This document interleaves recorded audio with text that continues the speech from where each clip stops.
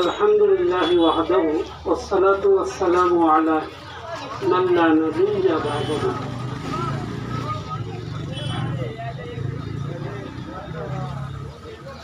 قال الله سبحانه وتعالى في كتابه العزيز: أعوذ بالله من الشيطان الرجيم، بسم الله الرحمن الرحيم.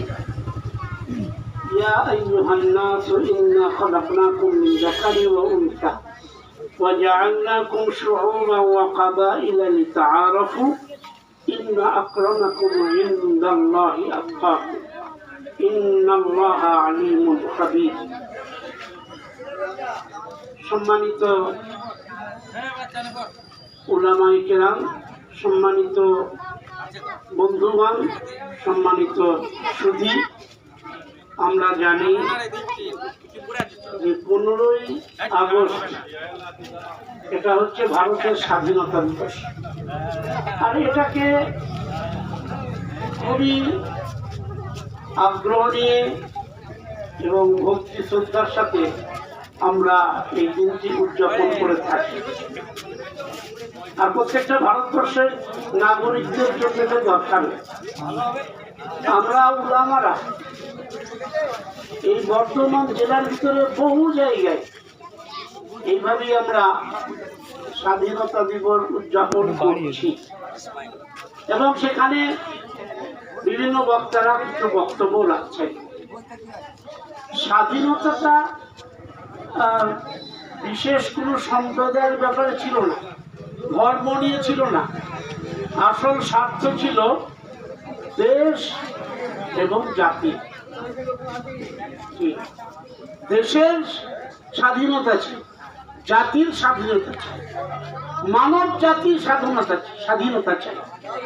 সমস্ত মানুষ যেন সুষ্ঠুভাবে সুস্থভাবে জীবনযাপন করতে পারে, আর তার যা জীবনের মধ্যে চাওয়া পাওয়া আছে, তার যা দাবি আছে বৈধ, এগুলো যাতে সে ভালোভাবে পেতে পারে, কোনো বাধার সম্মুখীন না হতে হয় বা কোনো রকমের কোনো বঞ্চনার সম্মুখীন না হতে হয়, এই জন্য তো স্বাধীনতা।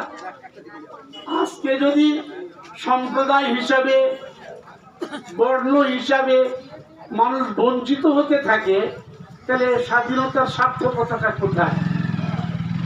আমরা তো সবাই ভারতীয়, আর আমরা গর্ববোধ করি যে আমরা ইন্ডিয়ান, আমরা ভারতীয়। আমরা এই ভারতবর্ষেই জন্মেছি আর এখানেই আমরা আমাদের কবর বানাই। এই জন্য এর সব থেকে বেশি উদ্যোগী হয়েছিলেন উলামারা। তারা জানতেন, তারা বুঝতেন যে জাতীয়তাবোধ শেষ হয়ে যাচ্ছে, সাম্প্রদায়িকতা তৈরি হচ্ছে। এই কালনাগিনী ইংরেজ আমাদের আপোষের মধ্যে লড়াচ্ছে আর ওরা রাজত্ব করছে, আর আমাদের দেশের সম্পদ লুট করে নিয়ে চলে যাচ্ছে দেশে, আর দেশের লোক বঞ্চিত। কিন্তু আমরা যদি দেখি পরিসংখ্যান অনুযায়ী আমাদের দেশে যে সমস্ত সম্পদ আছে, এগুলো যদি ঠিক মতো আমরা সত্যি এটাকে যদি আমরা অর্গানাইজ ভালোভাবে করতে পারি, তো ভারতবর্ষ এই পৃথিবীর মধ্যে মানে উন্নয়নের দিক থেকে 1 নম্বরে একটা দেশ হতে পারে। কিন্তু যদি বিচ্ছিন্নতাবাদী, সাম্প্রদায়িকতা আর আপোষের মধ্যে হিংসা, বিদ্বেষ, এই ধরনের নোংরা রাজনীতি যদি ছড়িয়ে দেওয়া হয়, ভারতবর্ষ কোনোদিন উন্নতি করতে পারবে না। এই জন্য আমাদের উলামারা চেয়েছিলেন সব দলকে নিয়ে, সমস্ত মানুষকে নিয়ে, সব জাতিকে নিয়ে, সব বর্ণের লোককে নিয়ে। আপনি দেখবেন যে আদিবাসীদের মধ্যে মাতৃ হাজিরাও আছে, হ্যাঁ, ও মহাত্মা গান্ধীও ছিলেন। সাধারণ থেকে সাধারণ মানুষ সবাইকে নিয়ে যখন একযোগে তোমার সবাই স্বাধীনতা সংগ্রাম করেছে, তখন আল্লাহর রহমতে আমরা স্বাধীনতা পেয়েছি। কিন্তু আমরা এখনো পর্যন্ত সত্যিকার স্বাধীনতা পেয়েছি কি? আমরা যে দুর্নীতিমুক্ত একটা সমাজ চাই, আমাদের সমাজে দুর্নীতি আছে না নেই? আজকে আমাদেরকে এইটা নিয়ে আলোচনা করতে হবে, সবাইকে একজোট হতে হবে, প্রশাসনকেও দুর্নীতি মুক্ত হতে হবে। কি বলছেন আপনারা? দরকার আছে না নেই?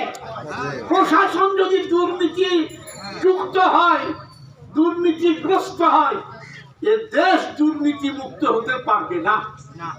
সমাজের মধ্যে যদি দুর্নীতি থাকে তো কোনো মানুষ তার নিজের হক পাবে না। উচিত হচ্ছে যে যার কাছে ক্ষমতা আসবে সে তো মানুষের দ্বারে দ্বারে ঘুরে প্রত্যেকের হক তাকে দিয়ে গেলে বন্টন করবে সে। হ্যাঁ, কিন্তু আজকে এই জিনিসটা নাই বলে আমরা উলামারা সারা ভারতবর্ষের মধ্যে এই স্বাধীনতা দিবস উদযাপন করছি। আর এটা আমরা নিজেদের জন্য একটা গর্ব মনে করি, একটা গর্ববোধ করি। জানেন, আজকে আমাদের এই জেলার সম্পাদক, জেলার সভাপতি সবাই বিভিন্ন জায়গায় প্রোগ্রাম করে বেড়াচ্ছে। আমি খুব অসুস্থ, তা সত্ত্বেও আমি কোনো রকমে এখানে এসে হাজির হয়েছি। তাই আমি বলবো, জাতি, ধর্ম, বর্ণ, দল, মত নির্বিশেষে সবাই আমরা ভারতীয়, সবাই আমরা ভাই ভাই। হ্যাঁ, হিন্দু মুসলমান বলে কোনো জিনিস নাই। আসল ধর্ম যা, তার কাছে তার ধর্ম। কিন্তু সবাই নিজের নিজের ধর্মকে স্বাধীনভাবে পালন করবে আর স্বাধীনভাবে জীবনযাপন করবে, সমস্ত রকমের কারবার করবে, স্বাধীনভাবে করবে।